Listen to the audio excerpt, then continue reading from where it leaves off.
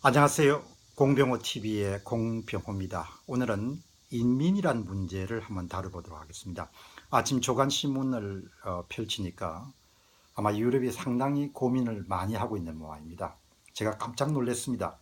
작년 한 해 동안만 독일이 110만 명의 중동계 사람들을 받아들였더군요. 상상이 되지 않는 숫자입니다. 아마 이 문제가 향후에 독일에 대단히 큰 부담으로 작용하지 않겠느냐 생각합니다. 인도주의적 측면에서는 참 잘한 일이다 이렇게 생각하실 수 있겠지만, 사람은 일단 오고 나면은 발생시키는 문제가 긍정적인 면도 많지만 부정적인 면도 굉장히 많죠.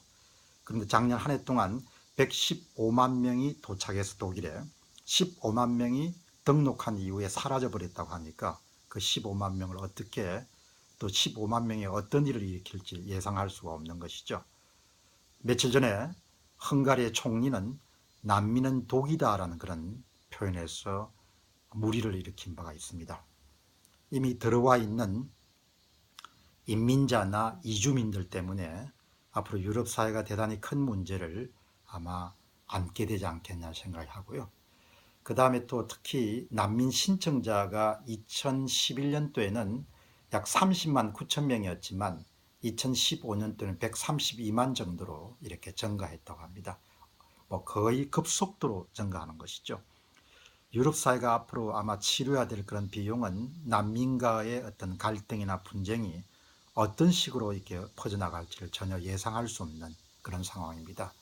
최근에는 프랑스의 아주 시골까지 가서 미사를 집전하고 계신 신부님의 목을 베어서 살해하는 그런 사건이 터져서 프랑스인들에게 엄청난 충격을 준 바가 있습니다.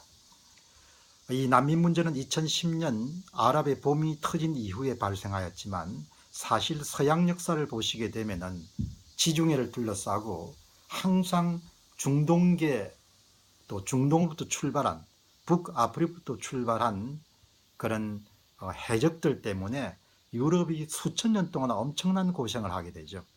로마가 집권하는 것처럼, 로마처럼 이래 권력을 장악하는 그런 국가가 반듯하게 서 있을 때는 지중해가 평화의 바다가 됐습니다만은, 그렇지 않은 때는, 또 중세와 같은 그런 시절에는 정말 해적의 바다가 되는데, 그 해적의 대부분은 다 중동계였습니다.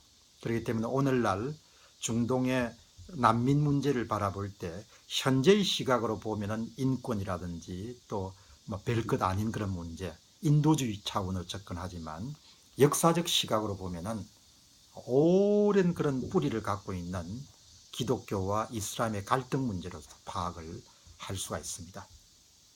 우리가 인민을 받아들일 때는 이런 생각을 하게 되죠. 한 사람을 받아들이는 겁니다.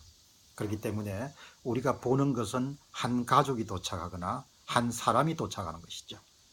그러나 어떤 사회가 이질적인 문화권에 성장한 사람을 받아들인다는 것은, 다시 이야기하면은 한 사람이 아니고 그 사람이 갖고 있는 모든 역사와 문화와 관례와 관습을 전부 다 수입한다라고 생각하시면은, 인민을 받아들인다는 것이 보통 복잡하고 어려운 문제가 아니라는 점을 우리가 알 수가 있습니다.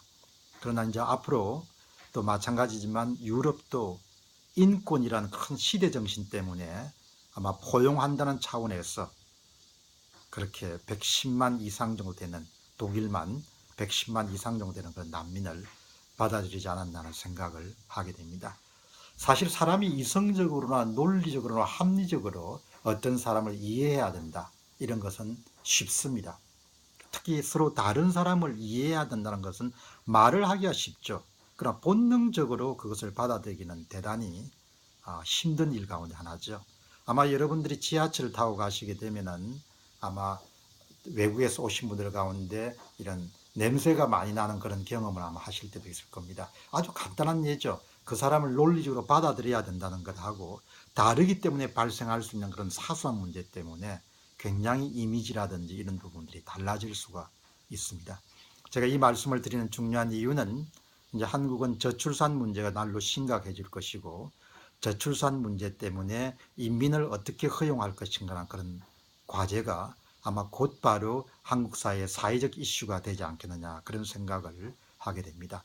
한국은 아마도 그런 이민자를 받아들이지 않으면 안 되는 그런 상황으로 아마 나갈 수밖에 없을 것입니다. 왜 그런가? 현재와 같은 상황 속에서는 저출산 문제를 해결할 수 있는 그런 기미나 출구가 보이지 않기 때문입니다. 이때 우리가 특히 유념해야 될 것은 이념이라든지 종교 문제가 개입되게 되면 그것은 치유하기가 거의 불가능하다는 것이죠. 독일인들이 간구한 것은 종교가 다르다는 것은 기본적으로 세계관이 근본적으로 다르다는 것을 뜻하게 됩니다. 그렇기 때문에 포용이라든지 화합이라는 이런 부분이 실질적으로 말은 쉽지만 실제 삶 속에서 일어나기가 대단히 힘들다는 겁니다. 그래서 우리는 조선족이라든지 고려인과 같은 그런 부분들을 고려해야겠지만 아시아권 내에서 사람을 받아들이게 된다면 종교적인 문제에 대해서 크게 차이가 나지 않는 사람들을 받아들일 필요가 있지 않겠냐는 그런 생각을 하게 됩니다. 사람은 항상 이성과 논리란 부분도 중요하지만 마음으로 받아들이기가 쉽지 않기 때문에 어려움이 발생한다고 봅니다. 어쨌든 저는 독일이 지난 한 해 동안 110만 명의 인민자를 받아들이고 그 가운데 15만 명이 등록한 이후에 사라졌다는 그런 보도를 보면서 독일 사람들이 정말 포용정신은 강하지만 앞으로 저 문제를 어떻게 헤쳐나갈 것인가 그런 걱정이 앞서는 것이 사실입니다. 공병호TV의 공병호였습니다. 여러분 감사합니다.